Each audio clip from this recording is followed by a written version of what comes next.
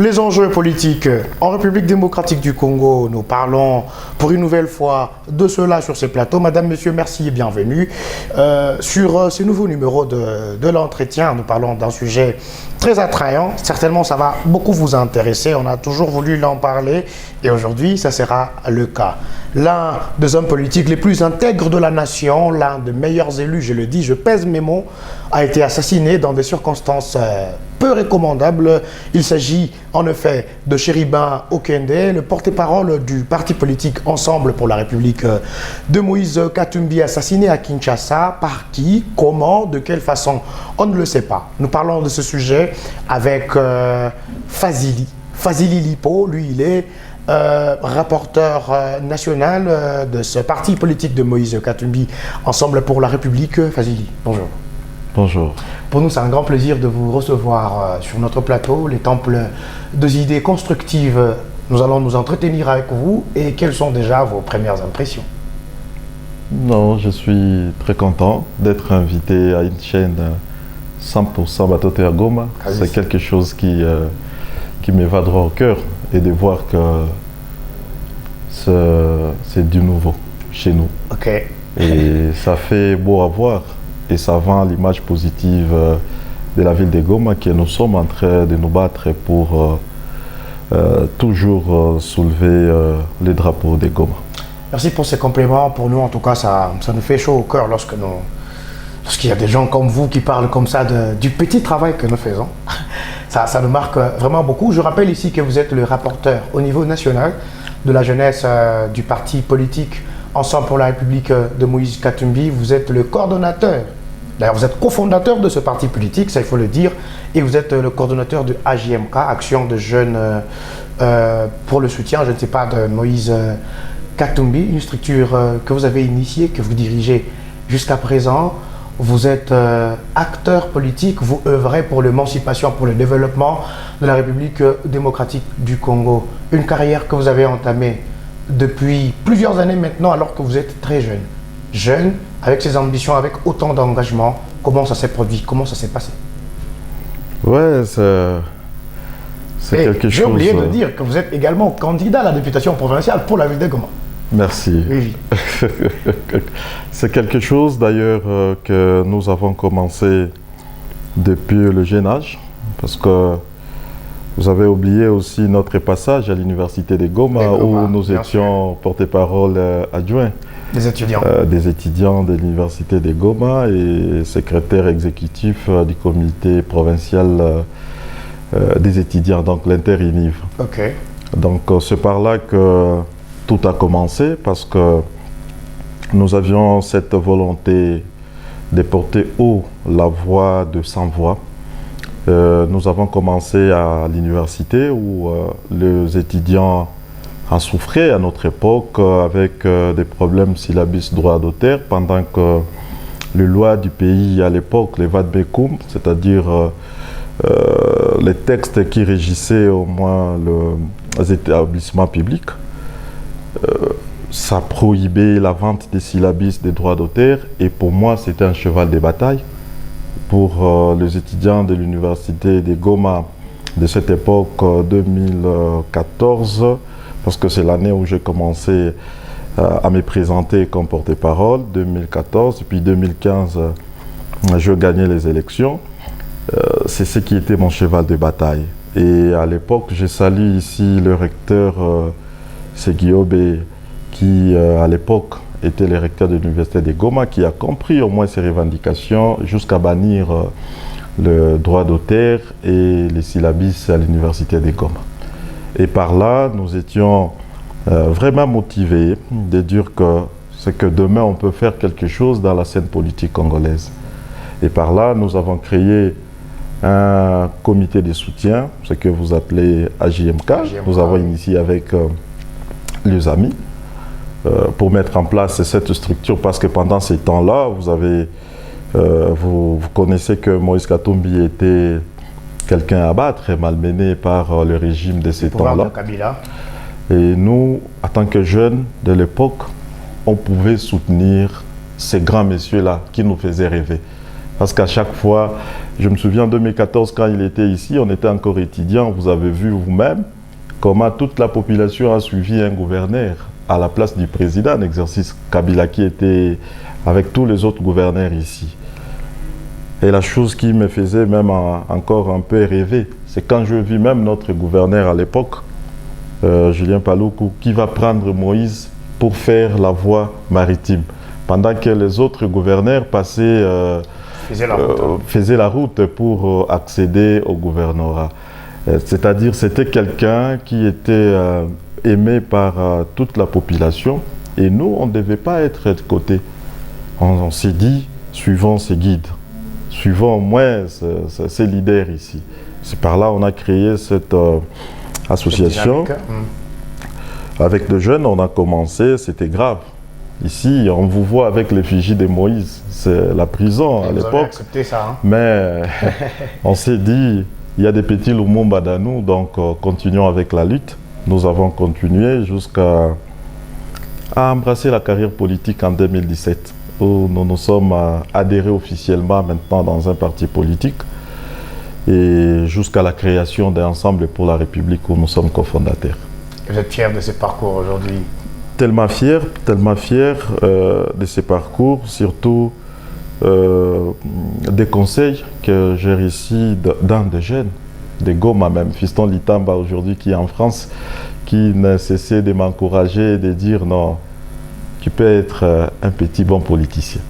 Alors, tes relations avec Moïse Katumbi, les affinités que vous avez, une idée par rapport à cela? Oui, mes affinités personnelles avec Moïse Katumbi, oui, c'est un camarade de mon parti, président national, c'est-à-dire les relations sont bonnes avec tout le membre, comme moi aussi je suis membre, les relations sont très très bonnes, mais une petite particularité, je suis parmi ces jeunes-là qui ont accompagné Moïse à sa toute première sortie politique. Parce que Moïse, sa toute première tournée politique à l'Est, quand il a fait Beni, Butembo, Bunia, Bukavu, Kindu, Lubumbashi, je fais partie de son équipe et c'est quelque chose que la jeunesse gomatracienne n'oubliera jamais et ne cessera de remercier Moïse pour au moins cela, parce que c'est quelqu'un qui croit à la jeunesse et au travers nous avons eu à représenter cette jeunesse-là brave qui s'est engagée en politique et qui veut que les choses changent dans leur pays. Exactement. Fazili, vous avez été à la lucha. Vous connaissez la lucha d'abord? Oui, je connais. C'est un grand mouvement citoyen. Je connais. Vous êtes passé par la lucha? C'est un mouvement qui a été créé pendant qu'on était à l'université. Pas de problème. Vous êtes passé par la lucha? Non, je ne suis pas passé par là. Pas plus tard qu'hier, votre parti a présenté les anciens militants de la lucha qui ont démissionné dans ces grands mouvements pour adhérer dans l'ensemble de la République et entamer une carrière politique. Vous étiez parmi les têtes de l'affiche. Je me suis posé de questions. Est-ce que vous êtes passé par la lucha et une coïncidence ou c'est quoi? Bon, vous n'êtes pas de la lucha, vous n'êtes pas passé par la lucha. Pourquoi vous étiez sur cette affiche? Je n'ai jamais été membre actif de la lucha. Ah, membre inactif. Quand la lucha s'explique en disant que lutte pour le changement, et moi en tant qu'acteur politique qui milite aussi pour le changement, comment vous allez m'appeler lucha aussi? Non, soyons sérieux. La lucha, au fait, l'ensemble, votre parti a présenté des jeunes venant de la lucha qui ont entamé une carrière politique au sein de ce parti. Vous étiez parmi les têtes de l'affiche. Et là, vous dites que vous n'avez jamais été de ce mouvement. Qu'est-ce qui s'est passé? Je comprends pas. Vous avez manipulé la lucha à un certain moment? Nous avons presque le même valeur, s'il faut le dire, parce que vous allez vous souvenir quand à Goma, il y a eu 12 acteurs politiques qui ont été arrêtés lors du carton rouge Je me rappelle. contre Kabila. Parmi lesquels il y avait Jean-Baptiste Kassekwa de l'ECD. Voilà, l'honorable Saasita qui est notre coordonnateur, Exactement. le jeune de l'IDPS et de l'ECD. Il y avait aussi un membre du PND à l'époque. J'avais initié une très grande campagne de la rue à l'époque, de la solidarité à la compassion. Et pendant ces temps, beaucoup de gens se posaient des questions, c'est quoi? C'est une autre forme de la lutte, c'est aussi une lucha. Vous voyez, ce sont des valeurs-là qui font à ce que nous puissions nous approcher. Donc si je comprends bien, c'est en termes de l'état d'esprit, le mental, vous êtes lucha dans la tête. Je ne suis pas lucha, mais je suis l'IFO, Fazili Kimwanga, membre de l'Ensemble pour la République. Dans la tête. Qui défend... Vous partagez les mêmes valeurs que la lucha. Peut-être la lucha partage les valeurs de l'Ensemble pour la République. Parce que nous sommes... Ne parlons pas de l'ensemble, parlons de vous comme individu. Bon, qui dit l'IFO incarne ces valeurs-là de l'ensemble, cette idéologie-là. Ce qui prouve considérablement que vous avez partagé longtemps les idéologies de ce mouvement, c'est qu'on vous a présenté à la tête de cette affiche. J'en ai que je vous montre. C'est vrai, c'est vrai ce que vous dites. C'est pourquoi j'ai soutenu en disant que... Vous étiez à côté de Ngaluki, Lumumba et l'autre là que j'ai oublié le nom. Vous étiez dans ce lot. Franck On vous a présenté comme un militant de la lucha qui a... Tous ces jeunes de la lucha, tous ces jeunes qui ont milité dans les mouvements citoyens, ils ont fait leur choix. Ce sont des jeunes du quartier. Ce sont des jeunes avec qui on était à l'université. Et on choisit la voie des mouvements citoyens. Et pour nous autres, nous avons choisi la voie de faire la politique. C'était une parenthèse. Et aujourd'hui, ils nous ont rejoints dans ces combats politiques. Et vous leur avez accompagné. Et c'est tout ce qu'on pouvait faire. Des gens qui ont le même valeur que nous, on ne pouvait que les ouvrir la porte pour qu'ils militent pour leur Congo. C'était une manière de leur donner le poids. On peut dire ça comme ça. Je ne suis pas rapporteur au niveau national de la jeunesse. Je n'ai pas un quelconque poids à donner à un semblable, parce qu'ils sont mes semblables. On a les mêmes valeurs qu'eux. La seule personne aujourd'hui qui nous donne du poids, c'est le porteur de notre vision qui est Moïse Katumbi. Voilà. Chéribert Okende, d'ailleurs, je vous présente mes sincères condoléances à vous et à toute votre famille politique. Je sais que c'était un pionnier majeur pour ces grands partis en RDC assassinés dans des circonstances peu recommandables à Kinshasa pour l'ensemble pour la République, pour la jeunesse de l'ensemble pour la République. Quelle analyse avez-vous fait? Premièrement, comme tout Congolais, nous avons vu un grand recul de notre démocratie.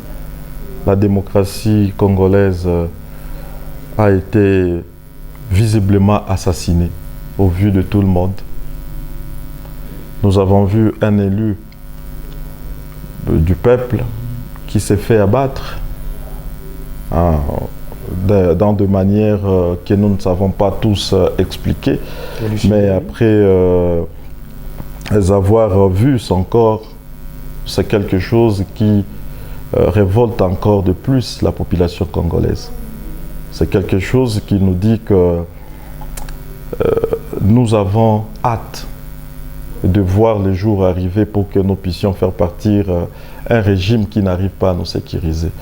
Un régime qui, jusque-là, ne s'est pas présenté et protégé des bibliothèques vivantes. Chéribert Okende, un élu, plusieurs fois élu, s'il faut dire, c'est quelqu'un qui maîtrise l'histoire de ces pays. C'est quelqu'un qui maîtrise le rouage de la gouvernance de ces pays. Et il ne pouvait pas être assassiné de cette manière. Il ne pouvait pas être... on ne pouvait pas l'ôter la vie de cette manière. Et comme je l'ai toujours dit, dans un monde des consciences, ce jour-là, les régimes de Tshisekedi devaient cesser d'exister. Parce que c'est quelque chose qui a fait mal au peuple congolais en général, et particulièrement nous, ses camarades du parti. Pour nous, c'est une perte énorme et c'est un assassinat politique. Vous pensez qu'il s'agit plutôt d'un assassinat politique? Nous sommes, tout ce que vous croyez. nous sommes durant une période, pendant une période électorale, et ça se justifie, c'est clair. Mais c'est Chéribert Okende qui était non seulement élu, mais il a y exercé certaines fonctions dans le gouvernement de Sama, avec M. Félix Tshisekedi en tête du pays. C'est-à-dire, M. Chéribert, il a pris sa position en suivant la voie du peuple congolais, qui ne voulait plus de cette manière dont la République se faisait gérer, pour se faire en dénonçant certains faits que le peuple n'arrivait pas à bien digérer, notamment la taxe RAM, notamment l'état des sièges qu'on nous a imposé chez nous au Nord Kivu. Vous parlez d'un assassinat politique. Et Chéribert étant du parti Ensemble pour la République, le parti sur qui le peuple congolais compte pour cette alternance qui va se présenter bientôt ici, Chéribert Okende était le porteur de la voix de ces partis-là, jusqu'à être nommé porte-parole d'Ensemble pour la République. Et pour eux, pour faire peur à ces partis-là qui présentent une solution, qui présentent une candidature qui sera soutenue par le peuple congolais, qui est la candidature de Moïse Katumbi, il faudrait l'intimider. Comment l'intimider? C'est en commençant par séquestrer ses proches, les enlever. Vous avez suivi les enlèvements à répétition de Franck Diongo, de Mike Mkebai, de son conseiller même spécial et politique de Moïse Katumbi, M. Salomon Escadel, qui aujourd'hui croupit, nous sommes dans le 59e jour. Il est en prison, injustement. Et peut-être la même blague voulait encore se répéter en enlevant Chéribert Okende devant la Cour constitutionnelle. C'est grave. Malheureusement pour eux, ils ont jugé de l'ôter la vie. Et Chéribert est parti. Vous parlez d'un assassinat politique, que l'on se le dise. S'il faudrait que l'on assassine un proche de Moïse Katumbi, ça serait vraiment Chéribert Okende. Qu'est-ce qu'on a reproché à Chéribert? Qu'est-ce que Chéribert a fait de gênant? Peut-être une sortie médiatique ou une intervention, je ne sais pas. Pourquoi on assassinerait Okende? Non seulement il était porteur d'Ensemble pour la République, je l'ai dit ici tantôt, Chéribert Okende fut un membre du gouvernement, fut un ministre. Il n'était pas le seul, il y avait aussi Christian Mwando par exemple, on n'a pas tué Christian. Posez-vous des questions, parce que la Cour constitutionnelle dit « Nous avons invité Chéribert Okende pour qu'il vienne déclarer son patrimoine. » Éclaircir en fait. Éclaircir sur son patrimoine. Seul Chéribert Okende. Non, la Cour a dit qu'on avait invité Christian... Christian Mwando a démenti. Vous avez suivi, vous êtes journaliste. Christian Mwando n'a pas reconnu. Vous êtes journaliste, vous avez suivi Christian Mwando qui dit « On ne m'a jamais invité ». C'est-à-dire, non seulement il était porteur de la voix d'Ensemble pour la République. Le procureur a menti. Ce n'est pas à moi de conclure. Lui-même, il sait qu'il a menti. Lui-même, le procureur, sait qu'il a menti. Donc, à cette question-là, Chéribert Okende, porteur de la voix d'Ensemble pour la République, proche de Katumbi, parce que celui-là, voir un ministre qui accepte, avec toute cette jouissance que nous sommes en train de voir aujourd'hui, le ministre du régime Félix Tshisekedi, trouver un homme qui accepte de laisser tous les avantages en démissionnant. Il dit la situation sociale du peuple congolais n'arrive pas à s'améliorer et je ne peux pas continuer à exercer dans un régime qui n'a pas de vision. Nous ne savons pas qu'est-ce que le peuple va nous demander demain, sur quoi le peuple va nous juger. Parce que pour juger quelqu'un, il faut présenter un plan de gouvernance. Vous dites que, voilà, sur tel secteur, je ferai ceci. Et puis, à la fin de ton mandat, le peuple va vous demander, messieurs, voici ce que vous avez présenté. Mais Chéribert Okende était dans le flou. Ensemble pour la République, dans l'Union sacrée, étions dans le flou. Parce que c'est par là que tout a commencé. Nous avons demandé qu'il y ait un cahier des charges. Si nous voulons faire ensemble, Union sacrée ensemble avec vous, Il faut qu'on ait un cahier de charges, qu'on ait un plan de gouvernance, pour que le peuple sache que voilà, Katumbi est venu faire force à Tshisekedi, et voilà ce qu'ils nous présentent comme leur plan de gouvernance. Malheureusement, il n'y avait pas eu ça. Et nous avons accepté de travailler sous ces conditions quand le peuple ne cessait de se lamenter. Chéribin a pris sa position en disant que je suis la voix du peuple, je suis la voix d'Ensemble pour la République. Il a quitté les gouvernements. Il a des secrets de ces gouvernements-là. Il a des secrets. Mais il n'est pas le seul. C'est pourquoi j'ai dit, même les Mwando que vous avez cités... Vous pensez qu'actuellement ils sont en insécurité? Ils sont en pleine insécurité. Ils sont en pleine insécurité. Ça, on doit les confirmer. Parce que c'est tous les proches de Katumbi qui sont en pleine insécurité. C'est tous les proches de Katumbi. Pensez-vous qu'on essaye de vous intimider, de vous faire taire? Ah, là, ils perdent alors le temps. Katumbi l'a toujours dit. Parce que Félix Tshisekedi a dit que s'il voulait faire la peau à l'opposition, plusieurs ne seraient pas au pays. Il faut quand même reconnaître que c'est Félix Tshisekedi qui a fait de sorte que Katumbi revienne au pays. Et pourquoi aujourd'hui il va commencer à tuer ses proches consorts? Nous allons suivre quelqu'un qui pense que la République va se gouverner selon ses mœurs. Non. La République a des lois. Ce n'est pas à Félix Tshisekedi de dire que voilà, si vous êtes en paix, c'est parce que moi je le vais. Nous avons une constitution. Nous avons les lois du pays. Et si Félix viole cette constitution, il faut que le peuple applique l'article 64. Avec ce genre de propos, déjà, c'est grave pour un chef de l'État. Eh bien, je devais comprendre qu'ils disent que si vous êtes dans ces pays, c'est parce que la constitution vous l'autorise. Parce que lui ne veut pas qu'on soit là. C'est tout ce qu'on peut juger. L'assassinat de Chéribin au Kende, le procureur a annoncé à la télé que les enquêtes ont été diligentées. Il y a déjà un premier suspect qui est entre les mains de services de sécurité. L'arme du crime a été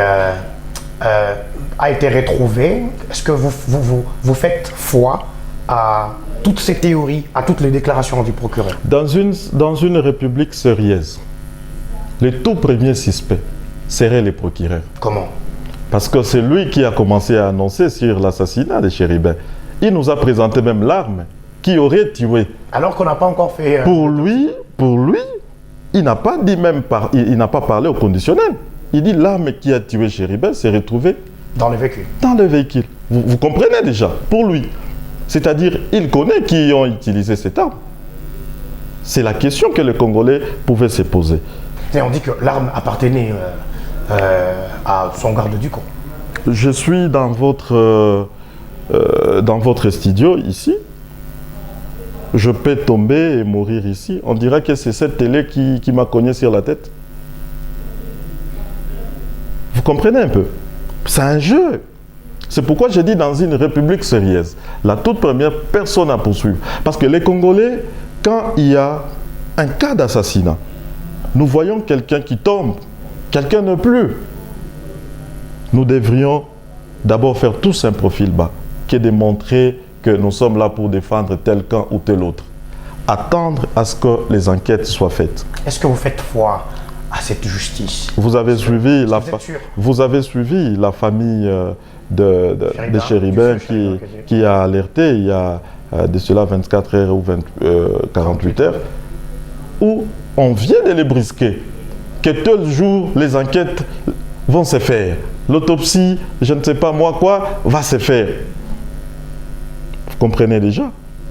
Sans présenter au peuple congolais, parce que le régime en place, le gouvernement nous a dit que les enquêtes seront faites avec des indépendants.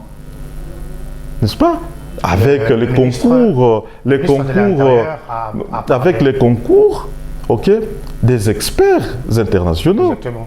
Ok, c'est une information confirmée par le ministère de l'Intérieur. Qui vont traduire de l'indépendance dans les enquêtes. Qui sont ces experts qui sont venus jusque-là? Si vous pouvez vous-même vous poser des questions. La MONUSCO même qui est ici chez nous, qui a des experts. Est-ce que la MONUSCO a été conviée dans ça? Le ministre de l'Intérieur a affirmé que la MONUSCO sera conviée. Il a dit qu'il a demandé à la MONUSCO de s'impliquer. Aussi, comment l'Union européenne et consorts, il paraît que les experts seront déployés pour mettre de la lumière par rapport à cette affaire. Nous attendons, le peuple congolais attend que la vérité puisse éclater. Parce que quand on assassine un ministre, nous posons toujours des questions. Quid de nos compatriotes de l'intérieur? C'est des Rutshuru, des Kishishi, c'est des Bunagana. Qui les protégera? C'est la question que nous nous posons toujours. Faire foi à cette justice, c'est le seul secteur que les premiers citoyens même de la République a reconnu que c'est un secteur qui ne l'a pas aidé. Alors, vous voulez faire consommer maintenant au peuple des gobés ce qu'on nous lit aujourd'hui. Le même scénario qui s'est passé à la DEMIAP lors de l'enlèvement de Salomon Escadé. C'est ce que nous avons vu encore dans la scène de l'assassinat de Chéribé Okende. Est-ce que pensez-vous qu'il s'agissait d'un enlèvement qui a mal tourné? Parce que j'ai suivi quelqu'un de votre famille politique qui a dit à la télé que sur les pantalons de Chéribé Okende, par exemple, on pouvait retrouver le sable et consorts. Et dans les véhicules, le lieu supposé où le crime s'est déroulé, le sang de la victime n'a pas éclaté. Sur les vitres, par exemple, même sur sa ceinture de sécurité même, il n'y avait pas le sang. Il y avait le sang que sur sa chemise. Et sa femme a dit même que son mari ne mettait jamais de ceinture de sécurité à la voiture. Est-ce que pensez-vous que c'est un crime commis ailleurs et on a maquillé la scène? Ce que le peuple congolais n'oubliera jamais, c'est depuis l'accession de Tshisekedi au pouvoir. Comment Tshisekedi est arrivé au pouvoir? Il a hérité une certaine philosophie. Qui lui a donné ses pouvoirs? Qu'est-ce que celui-là a fait? Qu'est-ce que celui-là a fait de Tchébéa et Fidel Bazat? Vous allez comprendre avec moi. Comment ça s'est passé? Mais pourquoi vous comparez l'assassinat de Chéribé? Mais quand vous regardez, ce sont le même fait qui s'est produit. Non,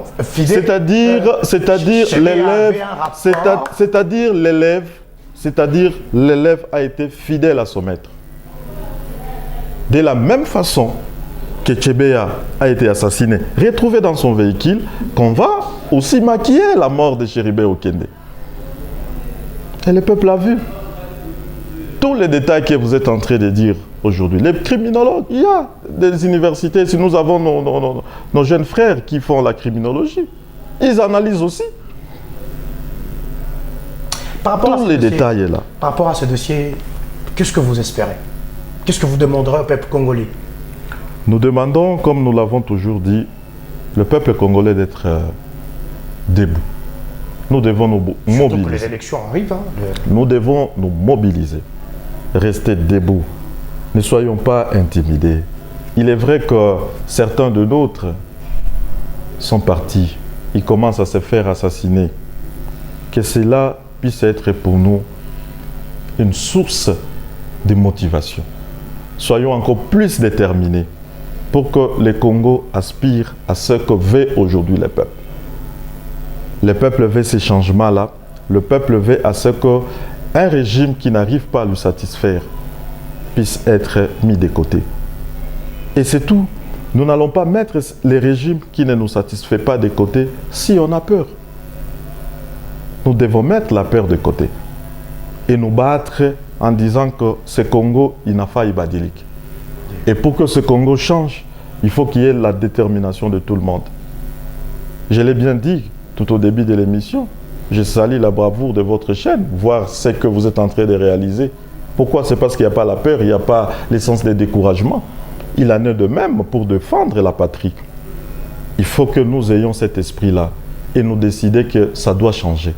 Et pour que ça change, acceptons aussi des sacrifices. Soyons prêts pour ça. Parce qu'ils vont nous tuer. C'est encore le début. Je suis sûr que quand ce peuple va se mettre debout devant les urnes, attendre à ce que le bureau, les résultats soient affichés, bureau de vote après bureau de vote, il y aura des massacres encore peut-être. Qui sait? Vous avez peur de Restons debout. Vous avez peur des élections? Nous n'avons pas peur. Pourquoi vous parlez de résultats bureau par bureau, on va massacrer? Vous avez peur de quoi? Vous avez peur? Vous avez vu? Vous essayez de dire que Tshisekedi va voler les élections? Vous avez vu dans ces pays? C'est ce que vous essayez de dire? Vous avez vu dans ces pays À chaque fois qu'on veut proclamer le résultat, on met on met des militaires, des policiers partout. Mais pourquoi ils abandonnent même les lignes de front. Non, tu sais qu'il dit pour venir sécuriser. Pour venir à l'une des meilleures élections de ces pays. Faites foi. Pourquoi vous ne voulez pas faire foi? On n'a pas à faire foi au dire d'un individu, non. Nous avons, je vous ai dit, nous avons les textes qui nous régissent. Ce sont ces textes-là. Vous prévoyez un chaos. Mais quand les textes vous disent, il y aura la publication des résultats, bureau de vote après bureau de vote. Et c'est ça, avoir peur. Est-ce que Félix dit? Je ne comprends pas. C'est ça que vous appelez avoir peur. Qui vous a dit qu'il y aura nous vous lisons textuellement ce qui dit. Non, je parle de vos lois.